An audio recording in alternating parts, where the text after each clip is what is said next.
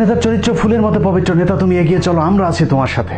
জনগণের এমন তেলবাজি মার্কা স্লোগানে নির্বাচিত ইউপি সদস্যের তেল মাখতে হয় চেয়ারম্যানের মাথায়, চেয়ারম্যানের তেল এমপি আর এমপির তেল মন্ত্রীর মাথায়, আর মন্ত্রীকে তেল মাখতে হয় একেবারে শেষ মাথায়। নিচে সিঁড়ি থেকে উপরে রাষ্ট্রের সবগুলো চেয়ার এখন শুধুই তেল আর তেলেই চলছে। দর্শক, এমন তেলের দেশটি আজ বড়ই বেতালে চলছে। এক দলের শাসন, এক ব্যক্তির তোষণ, এক মুজিব লুকান্তরে রক্ষ মুজিব নাকি ঘরে ঘরে। রক্ত গরম কাটামন মিছিলে আজ মুজিব ভক্তের অভাব নেই, কিন্তু পিতা মুজিবের এত সন্তান কোথায় ছিল 15ই আগস্টের সেই ভয়াবহ দিনে? 1975 থেকে 1996 শেখ মুজিবের জন্য কারো মনে ক্ষোভ ছিল না, বিক্ষোভ হয়নি রাজপথে। শোককে শক্তিতে রূপান্তর করতে সময় লেগেছে মাত্র 21 বছর, আর এখন তো তা মহাশক্তিতে রূপ নিয়েছে। শক্তিমানদের মুজিবের প্রতি ভক্তি এখন অনেকটাই বিরক্তির পর্যায়ে পৌঁছেছে, কিন্তু এ সবই কি মুজিবের প্রতি ভালোবাসা, নাকি মুজিবকে বিক্রি করে তারপর নিজেদের পকেট ভরবার আশা? চলুন মিলিয়ে দেখা যাক। সাথে আছে আমি ইলিয়াস হুসাইন। 1971 সালের আগের বর্ণাঢ্য রাজনৈতিক জীবনের সাথে কোনো মিল ছিল না শেখ মুজিবের 1971 সালের পরের রাজনৈতিক জীবনের। 1972 সালের 10ই জানুয়ারি বঙ্গবন্ধু দেশে ফিরতেই তাকে ভুল পথে পরিচালনা করতে শুরু করেন খন্দকার মুস্তাক ও তাজউদ্দিন আহমেদের চিরশত্রু শেখ মনি সহ তার আশপাশের বেশ কয়েকজন সুযোগ সন্ধানী। তাজউদ্দিন আহমেদের মেয়ে শারমিন আহমেদের লেখা তাজউদ্দিন আহমেদ নেতা ও পিতা বইয়ের 104 নম্বর পৃষ্ঠার তথ্য অনুযায়ী শেখ মুজিব 10 তারিখে দেশে ফিরে যখন ট্রাকে করে রেসকোর্স ময়দানের দিকে যাচ্ছিলেন, ঠিক সেই সময় হঠাৎ মুজিব কাকু আব্বুর কানের কাছে মুখ নামিয়ে বললেন, তাজউদ্দিন, আমি কিন্তু প্রধানমন্ত্রী হব। সংসদীয় গণতন্ত্রে প্রেসিডেন্টের পদ সম্মানের হলেও ক্ষমতার দিক থেকে প্রধানমন্ত্রীর চেয়ারটি অনেক বেশি ক্ষমতাধর। সেই কারণেই হয়তো শেখ মুজিব প্রেসিডেন্টের পদ থেকে সরে প্রধানমন্ত্রী হবার ইচ্ছে পোষণ করেছিলেন। সেই ক্ষমতায় শেখ মুজিবকে দিন দিন সাধারণ মানুষ, সেনাবাহিনী, রাজনীতিবিদ, এমনকি মুক্তিযোদ্ধাদের থেকেও বিচ্ছিন্ন করে তুলেছিল। যে কারণে নিরাপত্তার জন্য ক্ষমতা নেয়ার মাত্র 1 মাসের মাথায় 1972 সালের 8ই ফেব্রুয়ারি শেখ মুজিবকে সেনাবাহিনীর আদলে প্যারামিলিটারি অর্থাৎ রক্ষী বাহিনী গঠন করতে হয়েছিল।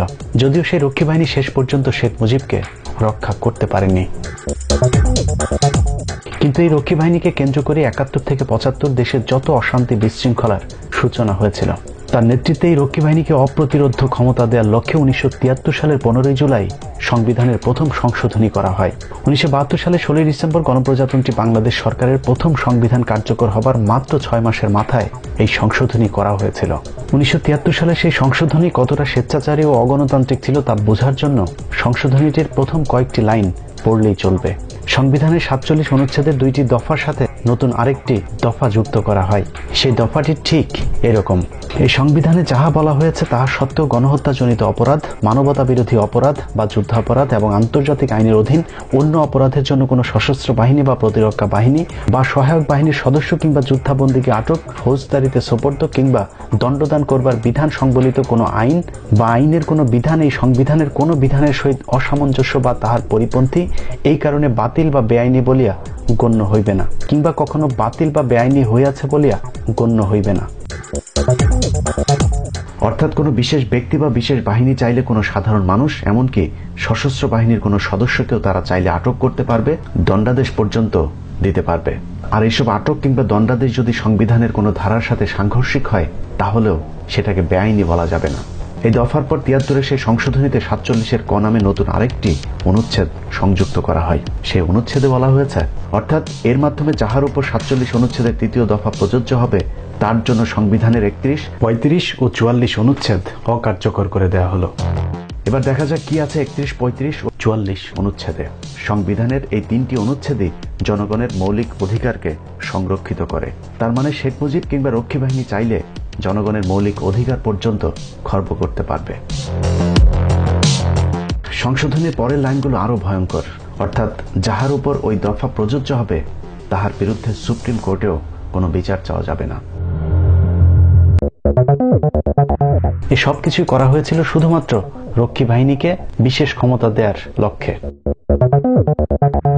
দেশব্যাপী আওয়ামী লীগের দুঃশাসন ও রক্ষী বাহিনীর সন্ত্রাসী কর্মকাণ্ড ঠেকাতে এরই মধ্যে গণতন্ত্রগামী মুক্তিযোদ্ধাদের আরেকটি অংশ 1972 সালের 31 অক্টোবর জাসদ নামে নতুন রাজনৈতিক দল গঠন করে, যে দলটিকে শেখ মুজিব বিরোধী দল না ভেবে শুরু থেকেই নিজের শত্রু হিসাবে বিবেচনা করতে থাকে।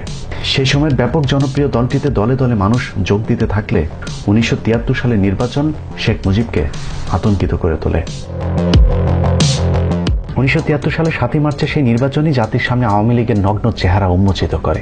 সেই নির্বাচনই সম্ভবত বাংলাদেশের ইতিহাসে সবচাইতে জঘন্যতম প্রহসনের নির্বাচন হয়ে থাকবে।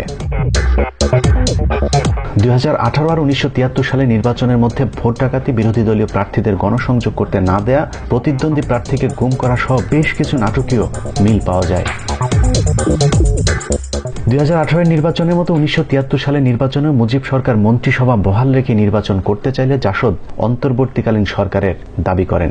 যথারীতি শেখ মুজিব তা না মেনে দলীয় সরকারের অধীনে নির্বাচন করেন, ঠিক যেমনটা হাসিনা 2014 ও 2018 সালে করেছিল।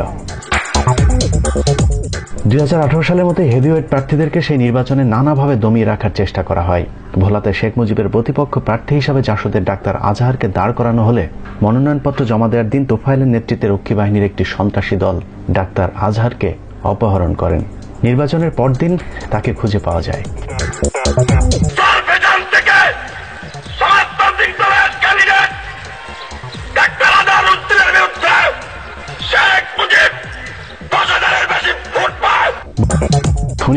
সালে নির্বাচনের দুদিন পর 9 মার্চ এক সংবাদ সম্মেলনে আসমা আব্দুর রব জানান, বিরোধী দলের প্রার্থীদের পরাজিত হতে বাধ্য করা হয়েছে।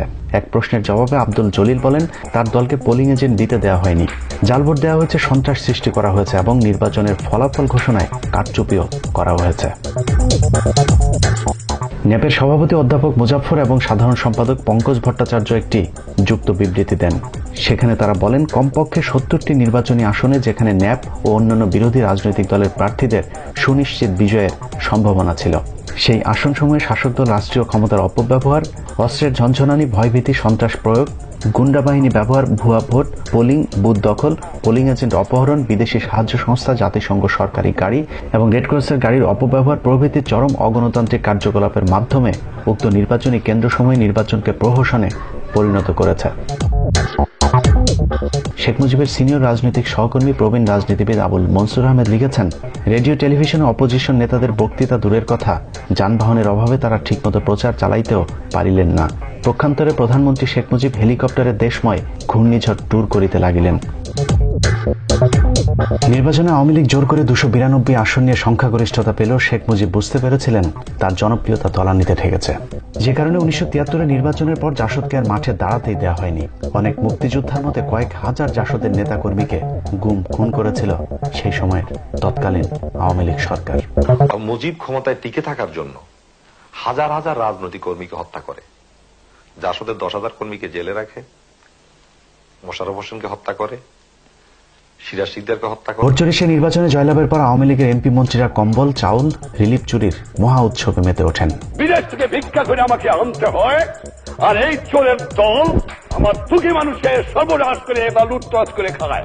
স্বভাবসুলভ ভঙ্গিতে শেখ মুজিবের এরকম অনেক জ্বালাময়ী বক্তব্যের সাথে তার নীতির ভিন্নতা ছিল, যার প্রমাণ তাজউদ্দিনের মেয়ের লেখা বইতে। তাজউদ্দিন কন্যা শারমিন আহমেদ লিখেছেন, যে স্বপ্ন নিয়ে আব্বু মুক্তিযুদ্ধ পরিচালনা করেছেন সেই স্বপ্ন যেন ভস্ম হতে শুরু হয়েছে। দলের ভেতরেই শুরু হয়েছে দুর্নীতি এবং সেগুলো প্রশ্রয় পাচ্ছে ব্যাপকভাবে। সরকার সেনাবাহিনীকে মোতায়েন করলো দুর্নীতি উচ্ছেদের জন্য। আওয়ামী লীগের এক এমপির বাসা থেকে রিলিফের জিনিসপত্র সেনাবাহিনী উদ্ধারও করলো। ওই এমপি এবং তার মতো দুর্নীতিবাজ অনেকেরই কোনো বিচার হয়নি। আব্বু ঘটনা জেনে হেয়ার রোডের বাড়ি থেকে মুজিব কাকুকে ফোন করে বললেন, সেনাবাহিনী যখন দেশের সম্মানিত আইন প্রণয়নকারীর বাসা থেকে রিলিফ চুরির মাল উদ্ধার করে এবং সেই ব্যক্তি অনায়াসে পার পেয়ে যায়, তখন সরকারের সম্মান কোথায় থাকে? এর ফলে সরকারের উপর জনগণের আস্থা তো আর থাকে না। তারপর তিনি বললেন যে সেনাপ্রধান মেজর জেনারেল শফিউল্লাহ নির্দেশে সেনাবাহিনী হাতে নাতে ধরেছে এইসব দুর্নীতিপরায়ণদের। তারা যখন ছাড়া পেল তার অর্থ কি? তারা নির্দোষ? যদি তাই হয়ে থাকে তাহলে সম্মানিত এমপিকে হেয় করার জন্য সেনাপ্রধানের বিরুদ্ধে পদক্ষেপ নেওয়া উচিত, কারণ একই সঙ্গে দুজন তো আর নির্দোষ হতে পারে না, নিশ্চয়ই একজন দোষী। বাস্তব যখন প্রমাণ করছে যে এমপি দোষী, তখন তার এবং তার মতো সকলের দৃষ্টান্তমূলক বিচার করতে হবে, নতুবা আইনের শাসন বলতে দেশে কিছুই থাকিবে না। মুজিব কাকু বললেন তিনি ব্যাপারটা সুরাহা করবেন, কিন্তু পরে কিছুই হলো না। আব্বু দুঃখ ভরে মন্তব্য করলেন, মুজিব ভাই শেষ পর্যন্ত আর্মিকেও খেপিয়ে দিলেন। বিখ্যাত লেখক হুমায়ুন আহমেদের দেয়াল উপন্যাসেও সেনাবাহিনীকে খেপিয়ে তোলার একটি ঘটনা বর্ণনা করা আছে। সে উপন্যাসের 86 নম্বর পৃষ্ঠাতে উল্লেখ করা হয়েছে, এক নবদম্পতি গাড়িতে করে যাচ্ছিল। দুর্ধর্ষ সন্ত্রাসী মোজাম্মেল দলবল সহ গাড়ি আটক করে। গাড়ির ড্রাইভারও নববিবাহিত তরুণীর স্বামীকে হত্যা করে মেয়েটিকে সবাই মিলে ধর্ষণ করে। মেয়েটির রক্তাক্ত ডেড বডি 3 দিন পর টঙ্গী ব্রিজের নিচে পাওয়া যায়। মেজর নাসেরের হাতে মোজাম্মেল ধরা পড়ার পর মোজাম্মেল বলল, ঝামেলা না করে আমাকে ছেড়ে দিন, আমি আপনাকে 3 লাখ টাকা দেব। বিষয়টা সরকারি পর্যায়ে নেবেন না, স্বয়ং বঙ্গবন্ধুর নির্দেশে আমি ছাড়া পেয়ে যাব, আর আপনি পড়বেন বিপদে। কিন্তু তুচ্ছ বিষয়ে বঙ্গবন্ধুকে জড়াতে চাই না। মেজর নাসের ধর্ষক মোজাম্মেলকে জিজ্ঞেস করলেন, এটা তুচ্ছ বিষয়? মোজাম্মেল জবাব দিল না, উদাস চোখে তাকালো। মেজর নাসের বলেন, আমি অবশ্যই তোমাকে ফাঁসিতে ঝোলাবার ব্যবস্থা করব। তোমার 3 লাখ টাকা তুমি তোমার গুজ্জধারে ঢুকিয়ে রাখো। মোজাম্মেল বলল, দেখা যাক। মোজাম্মেল ছাড়া পেয়ে মেজর নাসেরকে তার বাসায় পাকা কাঁঠাল খাওয়ার নিমন্ত্রণ দিয়েছিলেন ঠাট্টা করে। কিভাবে মোজাম্মেল ছাড়া পেলেন তার ঘটনাও উপন্যাসের ঠিক আগের পৃষ্ঠাটাতে উল্লেখ করা হয়েছে। মোজাম্মেলের বাবা এবং তৎকালীন টঙ্গী আওয়ামী লীগের সভাপতি যখন বঙ্গবন্ধুর বাসায় গেলেন, বঙ্গবন্ধু তাদেরকে জিজ্ঞেস করলেন, ঘটনা কি বলো? টঙ্গী আওয়ামী লীগের সভাপতি বললেন, আমাদের মোজাম্মেল মিথ্যা মামলায় জড়িয়েছে। মেজর নাসের তাকে ধরেছে, নাসের বলেছে 3 লাখ টাকা দিলে ছেড়ে দিবে। বঙ্গবন্ধু জিজ্ঞেস করলো, মিথ্যা মামলাটা কি? মোজাম্মেলের বাবা কাঁদতে কাঁদতে বললেন, খুনের মামলা লাগায় দিয়েছে। টঙ্গী আওয়ামী লীগের সভাপতি বললেন, এই মেজর নাসের আওয়ামী লীগ নামটি শুনতে পারে না। এই কথা শোনার পর বঙ্গবন্ধু বললেন, কান্দিস না, কান্দার মতো কিছু হয় নাই, আমি এখনো বেঁচে আছি, মরে যাই নাই, ব্যবস্থা নিচ্ছে। ব্যবস্থা নিয়ে তিনি বর্তমান মুক্তিযোদ্ধা বিষয়ক মন্ত্রণালয়ের মন্ত্রী মোজাম্মেল ওরফে ধর্ষক মোজাম্মেলকে বাঁচিয়ে দিয়েছিলেন আর খেপিয়ে তুলেছিলেন সেনাবাহিনীকে। জাসদের উত্থান পতন অস্থির সময় রাজনীতি বইয়ের 153 নম্বর পৃষ্ঠায় বলা হয়েছে, শেখ মুজিব তার পরিবারের কিছু সদস্যকে নিয়ে বিপাকে ছিলেন। বিশেষ করে শেখ ফজলুল হক মনি এবং শেখ কামালের কিছু কিছু কাজের ফলে তারা শুধু নিজেরাই বিতর্কিত হননি, এর দায় শেখ মুজিবকেও নিতে হয়েছে। মাঝরাতে এরকম একটা মাইক্রোবাস দ্রুত গতিতে যেতে দেখে পুলিশের সন্দেহ হয় এবং একটা পুলিশের গাড়ি মাইক্রোবাসটিকে ধাওয়া করে। পুলিশের সন্দেহ ছিল এই মাইক্রোবাসের সর্বহারা বা অন্য কোনো দুষ্কৃতিকারী থাকতে পারে। পুলিশের গাড়ি থেকে মাইক্রোবাসে গুলি করা হয়। কামাল গুলিতে গুরুতর আহত হয়। পুলিশ কামালকে শনাক্ত করে ঢাকা মেডিকেলে নিয়ে যায়। বেলা 11টায় পুলিশের মহাপরিদর্শক আব্দুর রহিম এনএসআই প্রধান মেজবাউদ্দিনকে নিয়ে শেখ মুজিবের বাসায় যান এবং ঘটনার জন্য পুলিশের পক্ষ থেকে দুঃখ প্রকাশ করে ক্ষমা চান। শেখ মুজিব রহিমকে বলেন, এতে দুঃখ প্রকাশ করার কি আছে? সে যদি মারাও যেত তাহলেও আমার দুঃখ হতো না। কে তাকে মাঝরাতে দুষ্কৃতী ধরতে যেতে বলেছে? আমি তো তাকে হাসপাতালে দেখতেও যাইনি। অবশ্য আব্দুর রহিমের ডায়েরি থেকে এস এ করিম এই ঘটনাটি তার গ্রন্থে উল্লেখ করেছেন। সেখানে বলা হয়েছে, শেখ মুজিব 2 দিন পর শেখ কামালকে হাসপাতালে দেখতেও গিয়েছিল। ওই সময় একটা প্রচার ছিল যে কামাল বাংলাদেশ ব্যাংক লুট করতে যাচ্ছিলেন। অনেকে এই প্রচারণা বিশ্বাসও করেছিলেন। তাজউদ্দিন আহমেদের মেয়ে শারমিন আহমেদ তার বইতে লিখেছেন, যেদিন তার বাবাকে শেখ মুজিব জোর করে মন্ত্রিসভা থেকে পদত্যাগ করতে বাধ্য করেন, সেদিন গোয়েন্দারা নজরদারি করছিল। আব্বু দুঃখ করে বলতেন, পাকিস্তান আমলেও যেমন গোয়েন্দা লেগে থাকতো, স্বাধীন দেশেও একই অবস্থা। আব্বু নীতি থেকে সরে যাননি, মুজিব কাকু সরে গিয়েছিলেন। পদত্যাগেই শেষ হয়নি, সচিবকে নির্দেশ দিয়েছিলেন তাজের সাথে কারা কারা কি কথা বলে সেসব খোঁজ রাখতে। শারমিন আহমেদ তার বইতে আরো লিখেছেন, তার পিতাকে চিকিৎসার জন্য শেখ মুজিব দেশের বাইরেও যেতে দেয়নি। এছাড়া তেলবাজদের দ্বারা শেখ মুজিব এতটাই তৈলাক্ত ছিলেন যে মুক্তিযুদ্ধের সর্বাধিনায়ক জেনারেল ওসমানী, বেগম নূরজাহান মোর্শেদ, ব্যারিস্টার আমিরুল, শামসুল হক, শেখ আব্দুল আজিজদের মতো সৎ নেতাদের মন্ত্রিসভা থেকে বহিষ্কার করেন। এখানেই শেষ নয়, মুজিব সরকারের এসব বাড়াবাড়ি সমালোচনা করায় শেখ মুজিবের একসময় রাজনৈতিক গুরু মাওলানা আব্দুল হামিদ খান ভাসানীকে পর্যন্ত গৃহবন্দী করা হয়েছিল। এভাবে সময় যতই 75-এর 15 আগস্টের দিকে যাচ্ছিল, ততই অপ্রতিরোধ্য হয়ে উঠছিলেন শেখ মুজিব ও তার অনুসারীরা। সেই সাথে অস্থিতিশীল হয়ে উঠছিল দেশের রাজনৈতিক পরিবেশ। 74-এর 4 ফেব্রুয়ারি ও 25 ফেব্রুয়ারি পরপর 2টি হামলা করা হয় বিখ্যাত মুক্তিযোদ্ধা মেজর জলিলের উপর। 74-এর 3রা এপ্রিল ঢাকা বিশ্ববিদ্যালয়ের মহসিন হলে টেলিভিশন কক্ষের সামনের করিডোরে 7 জনকে হাত পা বেঁধে ক্রাশ ফায়ার করে হত্যা করে মুজিববাদী ছাত্রলীগ নেতা শফিউল আলম প্রধান। দুঃশাসনের বিরুদ্ধে দেশের বিভিন্ন নাগরিকেরা এক হয়ে বাইতুল মোকাররমের সামনে শেখ মুজিবকে 99টি বিশেষ গালি দেন।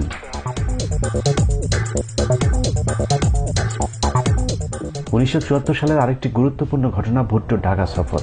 ভুট্টোর সেই সফরে শুধু লাল গালিচা সংবর্ধনায় দেওয়া হয়নি, মুক্তিযুদ্ধে নিহত হাজার হাজার শহীদের সাথে বেইমানি করে ভুট্টোকে স্মৃতিসৌধে পর্যন্ত নিয়ে যাওয়া হয়। অনেকেই বলে থাকেন, ভুট্টো সেই সফরের পরই ভারতের আশীর্বাদের হাতটিও উঠে যায় শেখ মুজিবের উপর থেকে।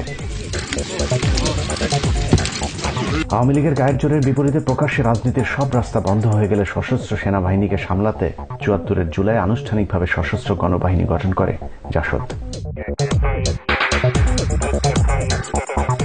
চারিদিকে লুটপাট আর দুর্নীতির কারণে 1974 সালে দেশ জুড়ে দুর্ভিক্ষ দেখা দেয়। সরকারি হিসেবে সেই দুর্ভিক্ষে 26,000 মানুষ মারা যাওয়ার কথা বললেও বিআইডিএস এর গবেষক মহিউদ্দিন আলমগীরের তথ্যানুযায়ী 15 লাখ মানুষ মারা গিয়েছিল সেই দুর্ভিক্ষে। জাতিসংঘের হিসেব অনুযায়ী প্রায় 2.5 লাখ মানুষ মারা গিয়েছিল 1974-এর দুর্ভিক্ষে। কুড়িগ্রামে অভাবের তাড়নায় ক্ষুধার্ত বাসন্তীর গায়ে জাল পেঁচানোর ছবি সেই সময়ের পত্রিকায় উঠে এলে দেশব্যাপী ব্যাপক চাঞ্চল্যের সৃষ্টি হয়। It seems that many people, perhaps tens of thousands of people, are simply not getting food in this country. It's not correct. অবশ্য ব্যাপক সেই দুর্ভিক্ষকে প্রধানমন্ত্রী শেখ মুজিব বিরোধী দলের গুজব বলে উড়িয়ে দেয়। শেখ মুজিবের সেই বক্তব্যের প্রতিবাদে 1 নভেম্বর বাইতুল মোকাররম প্রাঙ্গণে গণজামায়াতের ডাক দেয়া হয়। মনন্থর প্রতিরোধ আন্দোলনের ব্যানারে সেই জমায়েতে 82 জন বিশিষ্ট নাগরিক স্বাক্ষরিত বিবৃতিতে বলা হয়, প্রধানমন্ত্রীর এই উক্তিতে কোনো দূরদর্শিতা বা বাস্তব বোধের পরিচয় আছে বলে আমরা মনে করছি না। এক কথায় বাংলাদেশের বর্তমান দুর্ভিক্ষ ও অর্থনৈতিক সংকট গত 3 বছরে লুটেরা শাসন, শোষণ ও অর্থনৈতিক নিষ্পেষণের ফল। এছাড়া বইটির 139 নম্বর পৃষ্ঠায় এই কি সোনার বাংলা, জবাব দাও শেখ মুজিব, এই শিরোনামে জাসদের আরেকটি প্রচারপত্রের কথা উল্লেখ করা হয়েছে, যেখানে উল্লেখ করা হয়েছে গত 25 মাসে গুম ও খুন হয়েছে প্রায় 30,000 মানুষ। রক্ষী বাহিনী ও পুলিশের হামলা হয়েছে প্রায় 24,000 পরিবারে। জেলে বন্দী আছেন 18,000-এর উপর মানুষ। হুলি আছে প্রায় 25,000 নেতা ও কর্মীর নামে। বাড়ি পুড়েছে প্রায় 2,500। নারী ধর্ষণও অসংখ্য। 1975 সাল ছিল বাংলাদেশের ইতিহাসের সবচেয়ে ঘটনাবহুল বছর। শেখ মুজিবের একনায়কতান্ত্রিক শাসনের চূড়ান্ত সূচনা ছিল 1975 সালেই। বছরের শুরুর দিন 1 জানুয়ারি পুলিশ জাসদ নেতা সিরাজ শিকদারকে চট্টগ্রাম থেকে তুলে এনে ঢাকার শেরেবাংলা নগর রক্ষী বাহিনীর ক্যাম্পে স্থানান্তর করেন। সেদিন রাতেই তাকে নিয়ে অস্ত্র উদ্ধারে নাটক সাজিয়ে ক্রসফায়ার দেওয়া হয়। সম্ভবত স্বাধীন বাংলাদেশের ইতিহাসে সেটাই ছিল প্রথম ক্রসফায়ারের ঘটনা। সেই ঘটনার পর শেখ মুজিব সংসদে কোথায় আজ সেই সিরাজ শিকদার বলে হুঙ্কার দিলে জাসদ সরাসরি সেই হত্যাকাণ্ডের জন্য শেখ মুজিবকে অভিযুক্ত করে। 1975 সালের 25 জানুয়ারি বাকশাল বিল পাশ হয় সংসদে। এর মধ্য দিয়ে অনেক রক্তের বিনিময়ে কেনা বাংলার গণতান্ত্রিক স্বাধীনতার শেষ আলোটুকু নিভে যায়। ধ্বনি উঠল, এক নেতা এক দেশ, বঙ্গবন্ধু বাংলাদেশ। চতুর্থ সংশোধনীর মাধ্যমে সংসদীয় গণতান্ত্রিক ব্যবস্থা বাতিল করে প্রেসিডেন্সিয়াল পদ্ধতির সরকার চালু করে শেখ মুজিব নিজেকে প্রেসিডেন্ট ঘোষণা করেন। প্রেসিডেন্ট ঘোষণা করলে রাষ্ট্রের একক ক্ষমতা চলে যায় আমাদের 1000 বছরের শ্রেষ্ঠ বাঙালি জাতির জনক বঙ্গবন্ধুর হাতে।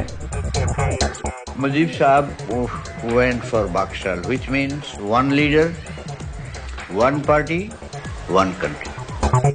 এর ফলে শুধুমাত্র বাকশাল ছাড়া অন্য সব রাজনৈতিক দল নিষিদ্ধ হয়ে যায়, এমনকি আওয়ামী লীগও।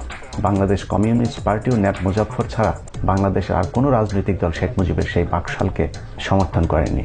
বাকশালকে সমর্থন না দেয় মুক্তিযুদ্ধের সর্বাধিনায়ক জেনারেল ওসমানীর সংসদ সদস্য পদ বাতিল করে দেওয়া হয়।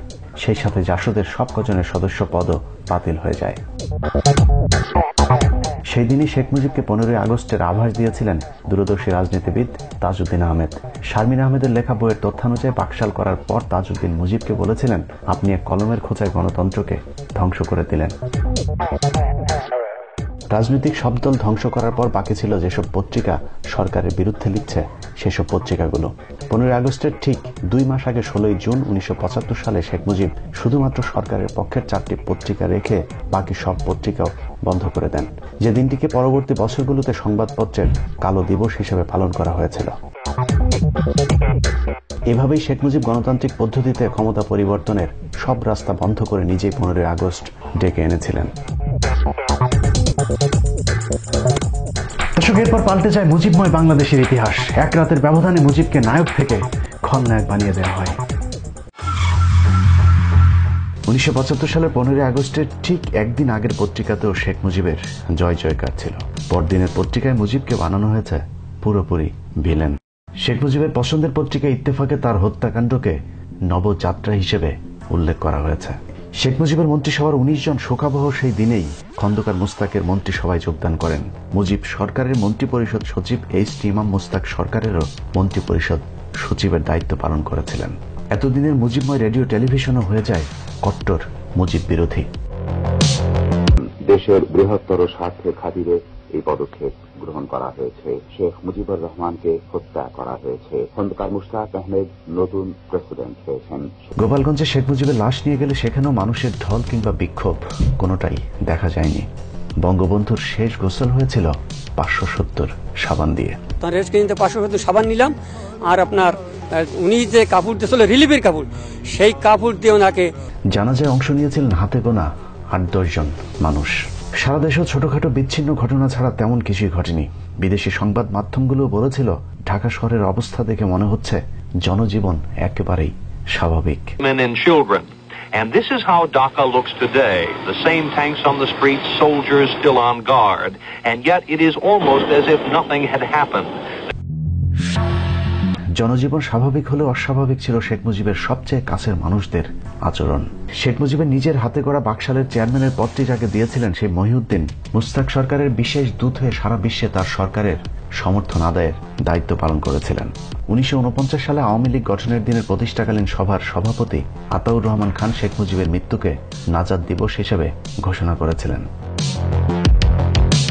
শেখ মুজিবের সংসদের স্পিকার তখন লন্ডন সফরে ছিলেন। তীব্র বিমানবন্দরে সংক্ষিপ্ত বক্তব্যে স্পিকার আব্দুল মালেক উকিল বলেন, দেশ ফেরাউনের কবল থেকে মুক্তি পেল। দর্শক, আজকের পরিস্থিতি পুরো উল্টো। বঙ্গবন্ধুর নামে সেতু, ভবন থেকে শুরু করে বঙ্গবন্ধু পাবলিক টয়লেট পর্যন্ত নির্মিত হয়েছে। নিজের পিতাকে রেখে অন্যের পিতাকে নিয়ে যেভাবে জাতাজাতি শুরু হয়েছে, সেই ফাঁকে অতিভক্তি যে চোরের লক্ষণ সেটাও ভুলে গেলে চলবে না। এরকম আগলা পীড়িতের মুজিব পাগলের সংখ্যা নেহায়েতই কম নয়। নিজের বাবা মা, ভাই বোন, আত্মীয় স্বজনের খবর নেই, অথচ শেখ মুজিব, শেখ হাসিনা ও যুবলীগের প্রতিষ্ঠাতা শেখ মনির নামে গরু কুরবানি দিয়েছেন যুবলীগের এক কেন্দ্রীয় নেতা। এই মাতলামো নাকি তিনি গত 1 যুগ ধরে করছেন। 111-এ শেখ হাসিনার নামে মানত করা গরু গত 11 বছর ধরে কুরবানি দিচ্ছেন আরেক মাতাল। কোরআন হাদিসের আলোকে কেউ আবার শেখ মুজিবকে বানিয়েছেন মুসলমানদের খলিফা। কেউ আবদার করেছেন, ও আল্লাহ, তুমি নবী রাসূল কেন পাঠাইলা আমাদের জাতির পিতা থাকিতে। বুকের মধ্যে সেফটিপিন ঢুকিয়ে কালো ব্যাজ লাগিয়ে কেউ আবার শোক জানিয়েছেন শেখ মুজিবের জন্য। মসজিদের ভেতরে কোনো প্রাণীর ছবি টানানো হারাম, অথচ শেখ মুজিবের ছবি টানিয়ে শোক দিবসের দোয়ার আয়োজন করেছিলেন মুজিব পাগলেরা। পর্যটন প্রতিমন্ত্রী বলেছেন, বাঙালির তীর্থস্থান টুঙ্গিপাড়া। সামনে হয়তো আমাদের মক্কা মদিনার পরিবর্তে টুঙ্গিপাড়াতে হজ করতেও যেতে হতে পারে। প্রত্যেক সূত্রে শেখ হাসিনাকেও এখন ওলিয়া আউলিয়ার কাতারে ফেলার চেষ্টা করছে কেউ কেউ। আমি হৃদয়ের গভীরতম প্রদেশ থেকে তাই শেখ হাসিনা নাম উচ্চারণের পূর্বে তার প্রতি সম্মান সূচক একটি শব্দ উচ্চারণ করতে চাই, সেটি হচ্ছে হযরত শেখ হাসিনা। জমির দখল টিকিয়ে রাখতেও এখন শেখ মুজিবের নাম ভাঙানো হয়। এই জমির মালিক বঙ্গবন্ধুর ভাগ্নে শেখ শহীদুল ইসলামের শ্যালক ফয়েজ উন নবী সাজ্জাদের। আল্লাহর ওলি শেখ মুজিবকে স্বপ্নে দেখেছেন এক সময়ের বিএনপি নেত্রী ফাইটটা জায়খ্যাত মমতা জাপা। আমি স্বপ্নে দেখেছি সেই বন্ধুকে টুঙ্গিপাড়ার কবর থেকে বলছে ডেকে। শেখ মুজিবের পরিবার হত্যাকাণ্ডের পূর্ব থেকে যারা শেখ মুজিবের কট্টর বিরোধী, সেই ইনুরাই এখন 15 আগস্টে সবচেয়ে বেশি মুজিব প্রেমী হিসেবে নিজেদেরকে জাহের করেন। Sheikh Mujibur Rahman could not deal with the political movement in a democratic way. He felt jittery about the whole situation. He was virtually controlling the public. সব মিলিয়ে শেখ মুজিবের নাম ভাঙিয়ে তেলবাজেরা তাদের স্বার্থ উদ্ধার করে যাচ্ছে। রাজনীতি এখন আওয়ামী লীগের ব্যবসা, লাভজনক সেই ব্যবসার মূলধন শেখ মুজিবুর রহমান। প্রিয় দর্শক, এসব ইতিহাস জানার পর আপনার মনে নিশ্চয়ই প্রশ্ন আসতে পারে, শেখ মুজিব তাহলে ভালো মানুষ ছিল নাকি খারাপ মানুষ ছিল? সেই প্রশ্নের খুব সহজ উত্তর, শেখ মুজিব একজন মানুষ ছিল। দোষগুণ মিলিয়েই মানুষ। যারা আজকে শেখ মুজিবকে নবী রাসূলের পর্যায়ে নিয়ে যেতে চান, তাদের মতো তেলবাজেরাই শেখ মুজিবকে হত্যা করেছিল। আর শেখ হাসিনার আশপাশে থাকা যেসব তেলবাজেরা আজকে হযরত উপাধি দিচ্ছেন, তাদের ব্যাপারে শুধু এতটুকুই বলবো, 15 আগস্টের মাত্র একদিন আগে খন্দকার মুস্তাক বাড়ি থেকে হাঁসের মাংস রান্না করে এনে তারপর বঙ্গবন্ধুকে খাইয়েছিলেন। আল্লাহ।